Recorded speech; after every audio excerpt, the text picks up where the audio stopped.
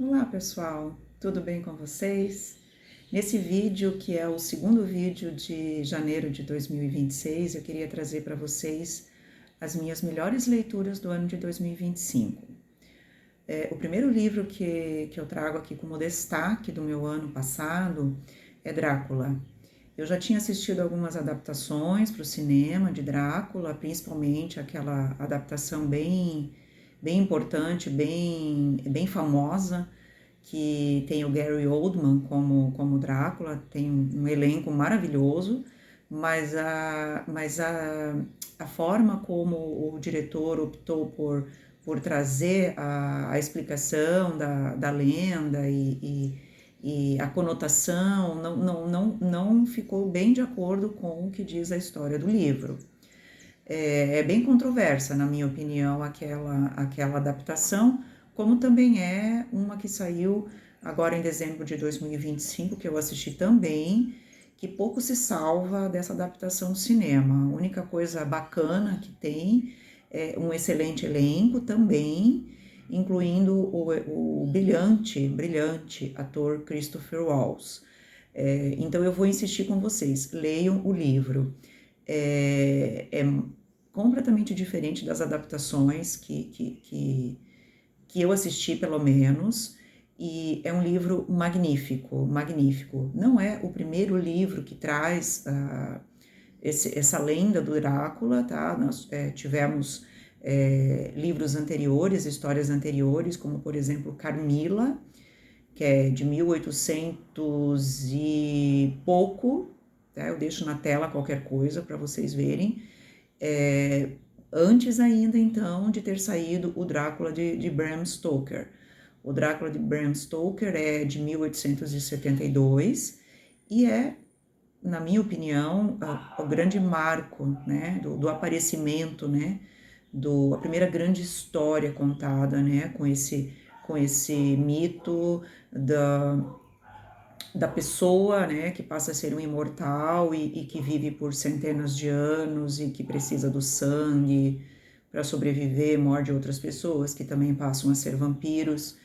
Então, para mim, a grande marco é realmente essa história de Bram Stoker, de 1872. O livro é simplesmente belíssimo.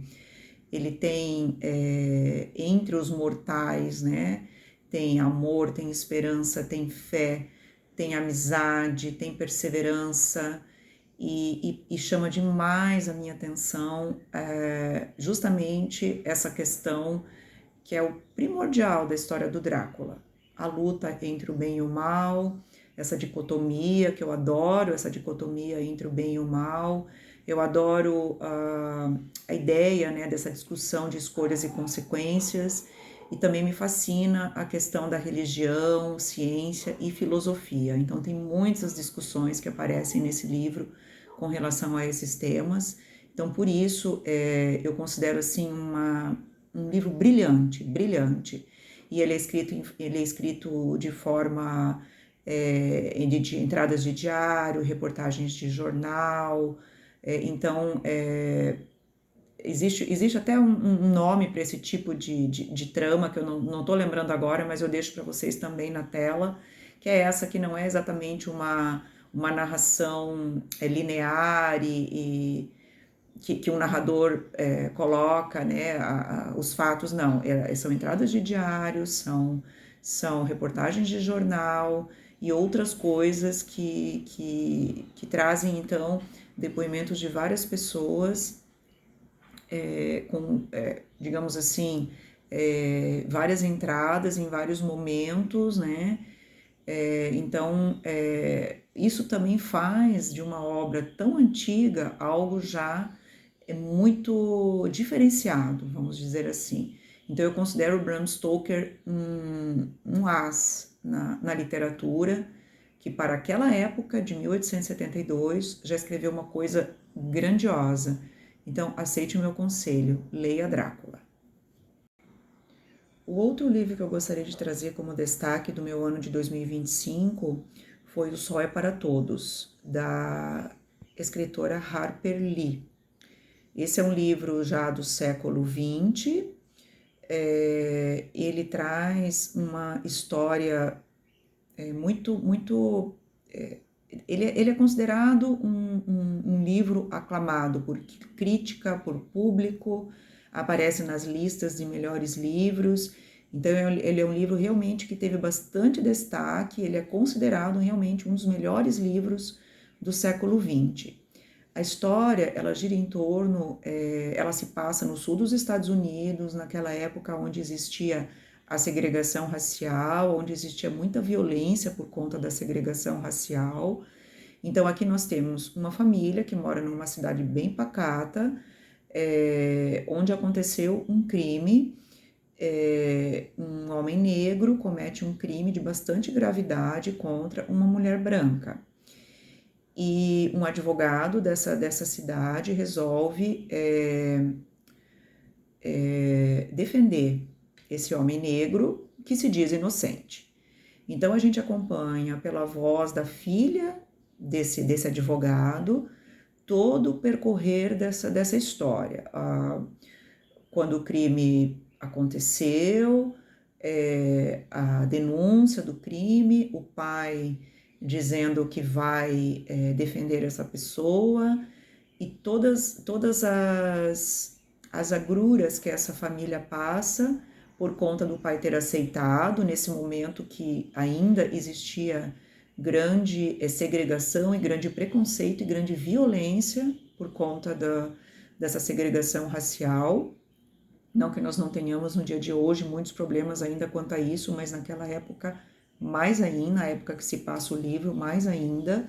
Então, e é muito importante ver o olhar dessa criança ingênua, descrevendo, e ao mesmo tempo ela é uma menina extremamente questionadora, a Scout, extremamente questionadora, extremamente inteligente, as pontuações que ela coloca e as perguntas que ela faz para a família, e a dificuldade que a família tem em responder para essa menina, que realmente não faz o menor sentido existir uma segregação racial, que uma pessoa seja acusada apenas por sua cor e que os outros também questionem que o pai dela resolveu defender essa pessoa.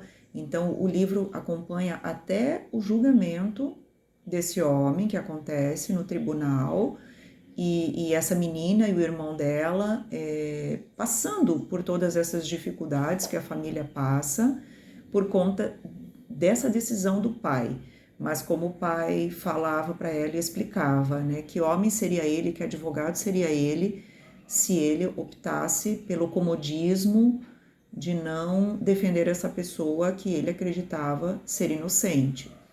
Então, é um livro que traz muitas facetas relacionadas à injustiça, à ética, principalmente.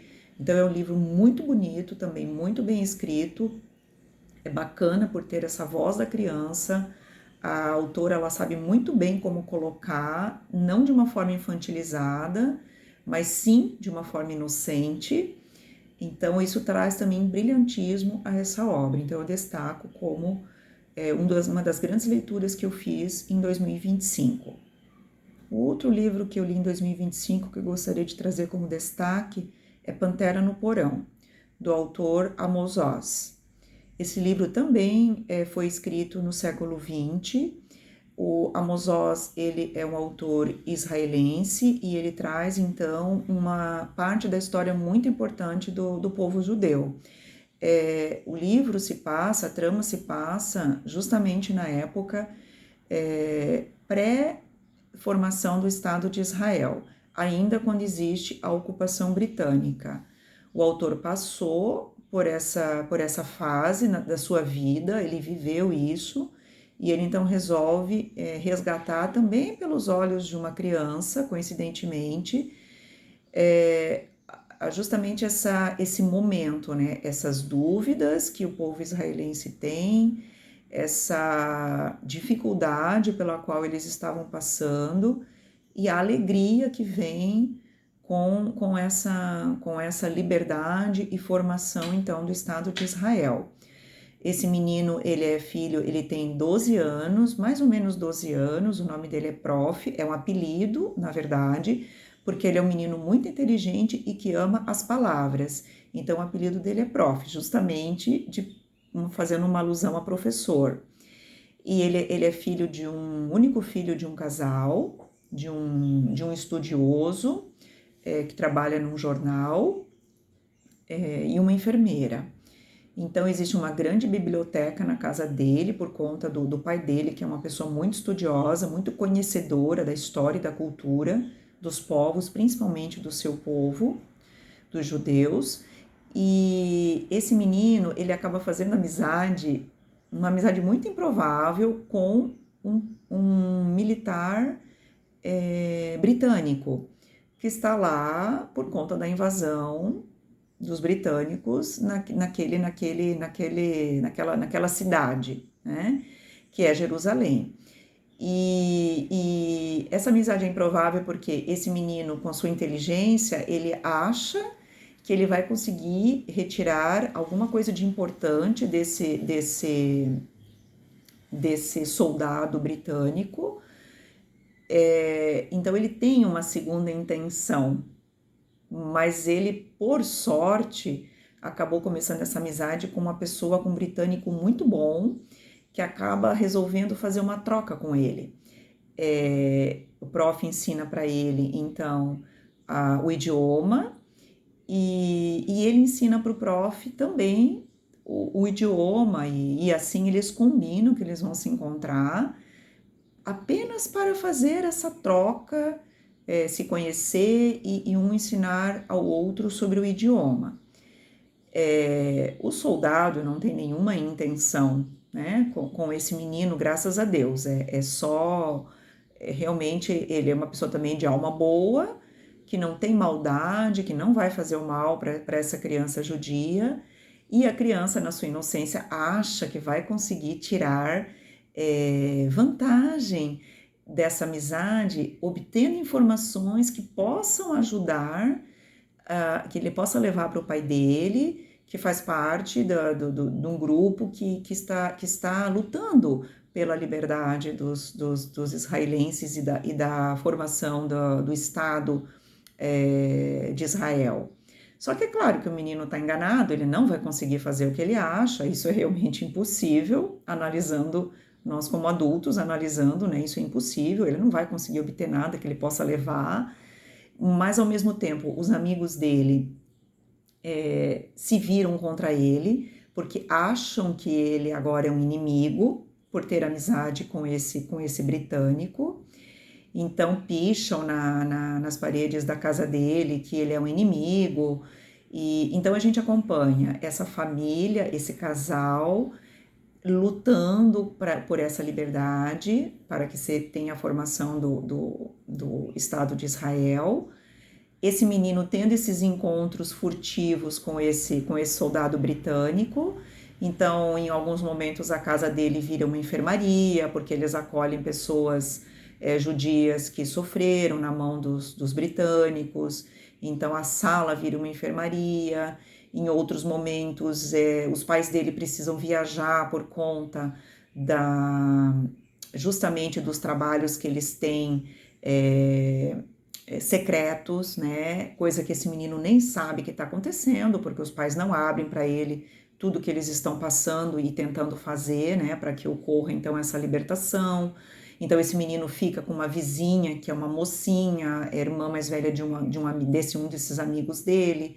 E então ele já começa a passar então por essa mudança, saindo da adolescência, entrando na juventude. Então ele já tem desejos por essa menina, mas ele também não entende direito o que é isso. Então é um livro muito bonito, que a gente vê pelo olhar desse menino, tendo ideias mirabolantes. Então ele acha que ele e esses amigos vão conseguir obter algumas vantagens e conseguir libertar o povo israelense, o povo judeu, mas é lógico que as coisas não acontecem como ele imagina, né?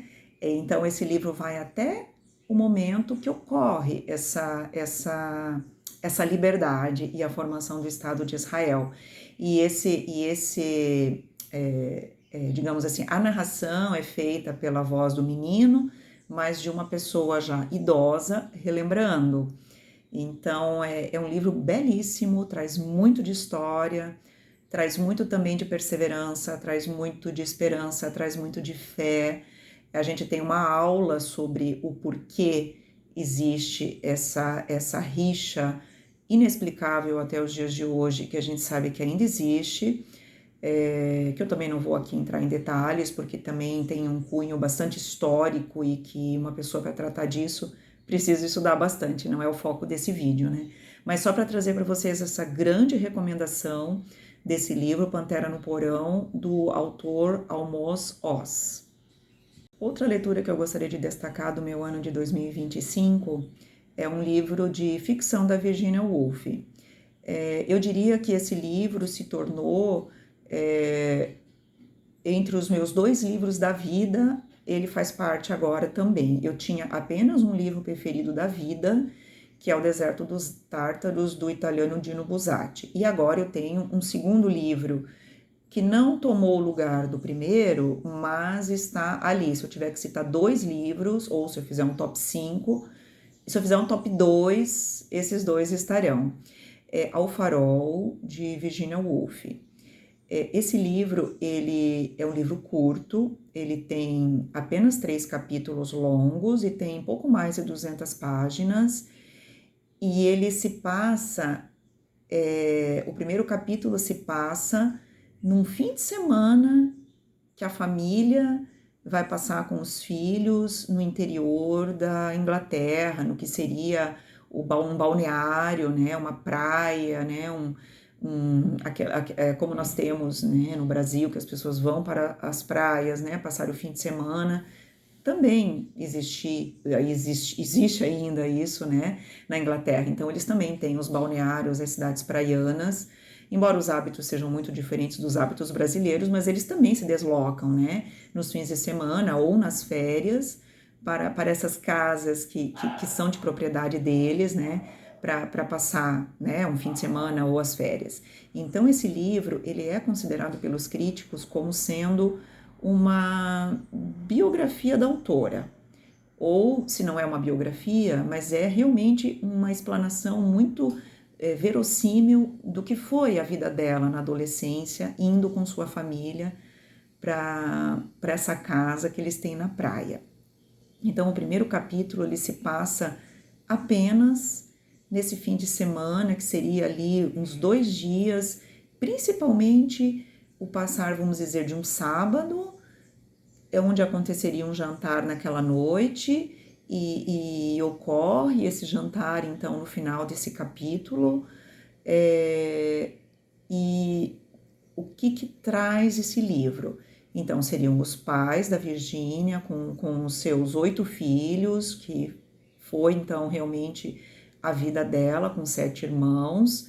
Ela era uma das menores ali, acredito ali que teria 10, 12 anos, e tem um irmão menor, e tem irmãos que vão ali até uns 17 anos, mais ou menos.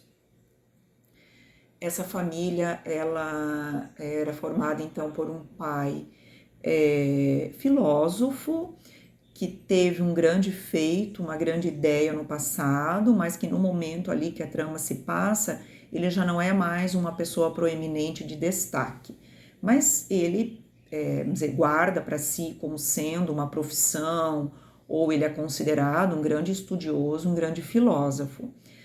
A mãe, então, é uma dona de casa, como era comum nessa época, né, de vida, de quando a Virgínia era jovenzinha, lá no começo dos anos 1900. Então, assim, praticamente não existiam mulheres que trabalhavam fora. Então, a mãe da Virgínia, então, era uma dona de casa. Porém, a história, a gente consegue perceber que essa mãe era o norte da família. Talvez aí o farol do título, ou passeio ao farol, como nós vemos em alguns casos, em algumas traduções, quem sabe seja a mãe dela como sendo o farol da família, porque ela era o norte, ela era o elo, ela era a pessoa que pensava em todos, que estava olhando em volta e observando e organizando. O pai era uma pessoa do perfil estudioso, filósofo, nerd, que não tem uma percepção muito do entorno e o ego um pouquinho inflado e por isso não tinha uma grande intimidade com os filhos, não desenvolvia isso, então tinha uma relação um pouco até não tão amistosa com todos os filhos não conseguiam se aproximar tanto e ele também não tinha aquela compreensão, aquela empatia pelos filhos, pela idade dos filhos, do comportamento que tem os filhos naquela idade, não era uma coisa assim que ele tinha muita compreensão ou não se esforçava muito, digamos assim. Já a mãe, o oposto, né? E junto com essa família nesse fim de semana estão também alguns amigos que eles convidaram para passar o fim de semana, como também a gente sabe que acontece, né, em todas as culturas, né? Ah, vamos passar um fim de semana na praia ou em outro lugar, vão amigos junto, né? Então a gente vai conhecendo a história da família por conta dos relatos que nós vamos lendo dessa mãe, desses convidados, especialmente uma pintora bem mais jovem, solteira, que vai junto com a família.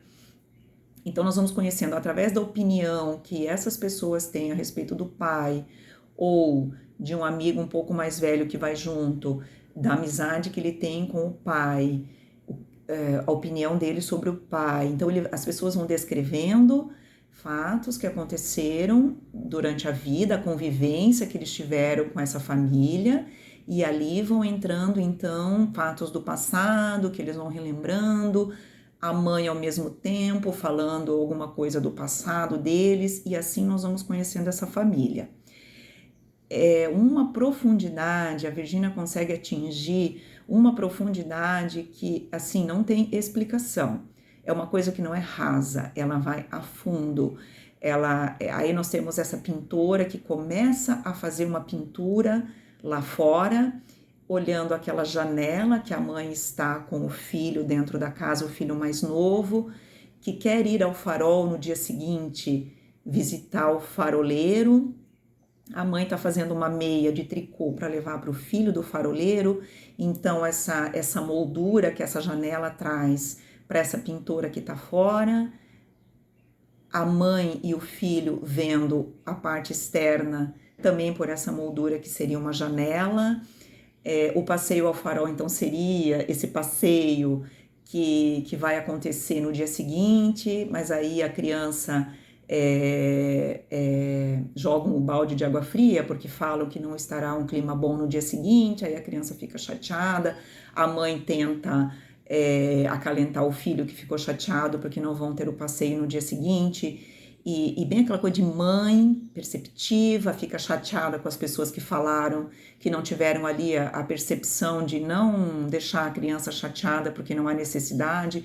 Então todo esse entorno ali dessa família nesse fim de semana. Aí a gente vai conhecendo então o perfil das pessoas, os convidados vão falando, e assim termina com esse jantar, esse capítulo, e o passeio realmente não vai acontecer. Então assim termina esse capítulo. No segundo capítulo, a gente já acompanha a família voltando 10 anos depois, quando já tinha passado a guerra. Eles vêm abrir a casa, que ficou fechada por todo o tempo da guerra e mais tempo ainda. Então ali a gente vê a casa na verdade, o personagem principal desse segundo capítulo. Como a casa sobreviveu ao tempo, à decadência, à destruição por ninguém ter ido lá. Outra pergunta: quem são as pessoas que voltam? Quem são as pessoas que não voltam? Era para ser o mesmo grupo, mas alguns não voltam. Por que essas pessoas não voltam? Então você terá que ler o livro, mas a passagem do tempo é uma das coisas mais importantes nesse livro. A passagem do tempo e o que a gente leva dessa vida. Então assim, a gente faz reflexões assim sensacionais e vai se colocando no lugar das pessoas, né? esse é o capítulo, acho que mais curto. Aí, o terceiro capítulo é ainda uma outra oportunidade, quando então essa família vai fazer esse passeio ao farol, que estava combinado. Só que agora, o menino que ficou chateado porque não iriam, já tinha 16 anos. Aqueles que tinham 15, 16, que tiveram alguma animosidade com o pai, que estavam ali, já eram bem mais velhos. Então a gente começa a observar, né, os dois mais novos, que é a Virgínia e esse irmãozinho, indo com o pai. Aí já tem um spoiler, o pai estará no último capítulo do livro. Indo com o pai fazer esse passeio de barco com direção ao farol. E ali voltam muitas coisas do passado, muitas coisas de novo são trazidas pela Virgínia em forma de reflexão, novamente falando sobre a passagem do tempo, sobre o que não ficou, sobre o que ficou, de algumas pessoas apenas as recordações, e você começa a se questionar, né, o que fizemos naquela época, o que eu teria feito se eu estivesse no lugar dessa pessoa, e agora, quando esse passeio vai acontecer, essa pessoa já nem mais está aqui, e o que nós fazemos da nossa vida, o que nós fazemos das nossas decisões. Gente, esse livro é tão profundo, ele é tão cheio de reflexões, a Virgínia é brilhante, ela é realmente uma das maiores autoras que já existiu, ela realmente é uma autora que vai na profundidade. Ninguém vai ler livro raso vindo da Virgínia. Então você tem que estar afim de refletir, você tem que estar afim de ter uma coisa que não tem muita ação, não tem muito acontecimento, mas tudo acontece. É o mesmo que se passa no livro que eu comentei no início, O Deserto dos Tártaros, que é outro livro altamente reflexivo e que quase nada acontece de ação. Tudo acontece dentro da gente, tudo acontece nas reflexões que nós fazemos, tá? Então eu deixo essa dica sensacional. Leia Ao Farol, às vezes está traduzido como Passeio ao Farol. Procure uma boa tradução do inglês para o português, porque isso vai ser primordial no entendimento. Uma boa tradução, porque a Virgínia já não escreve de forma tão clara. E se você ainda não pegar uma boa tradução, pode dificultar. Não é difícil de você entender o que a Virgínia escreve, porém ele tem muitas entrelinhas, ele tem muita reflexão, ele tem muitas camadas. Então, o importante é você pegar uma boa tradução para que você pegue como se fosse a Virgínia escrevendo realmente em português, tá bom? Então, fica aqui minha dica mais forte desse vídeo e de todas as minhas leituras da vida toda, é essa, junto com O Deserto dos Tártaros. Outro livro que eu queria destacar, de excelente leitura no meu ano de 2025, é Caderno Proibido, da autora italiana Alba de Céspedes. Esse livro foi escrito nos idos ali de 1950 e ele se passa também no pós-guerra, especialmente em Roma. Esse Caderno Proibido é um caderno que uma dona de casa, que também trabalha fora, compra, e ela tem um impulso de comprar esse caderno, e ela compra e vira um diário secreto. Quando o livro começa, ela é uma pessoa extremamente fechada, tolhida por ela mesma, ela tem muitas amarras, ela tem muitos preconceitos, ela tem muitas crenças limitantes. E ela começa a escrever esse diário do jeitinho que ela é, né? Conforme ela vai escrevendo, os meses vão passando, ela vai se dando conta, né? Conforme ela vai escrevendo, ela vai refletindo, né? Então ela vai vendo que a vida dela não é tão maravilhosa quanto ela achava. Ela trabalha fora para ajudar nas despesas da família, eles são de classe média, ela é uma dona de casa também, de quem se espera tudo, a mulher que faz tudo em casa, não importa se ela trabalha fora, se ela já tem filhos grandes, é esperado dela que faça tudo em casa, mesmo estando extremamente cansada por trabalhar fora, né? O marido a chama de mamãe, Então já não existe mais aquela atração entre os dois, e ela começa então a se olhar no espelho, ela começa a questionar. Ela nunca questionou, mas depois que ela começa a escrever, né? E ela tem muitos problemas com os filhos, é um menino e uma menina, são moços,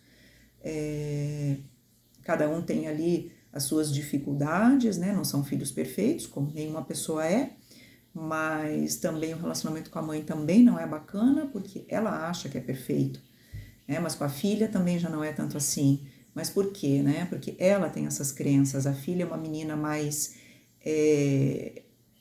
digamos assim, vive de acordo com a idade daquela época, né? A dona de casa não.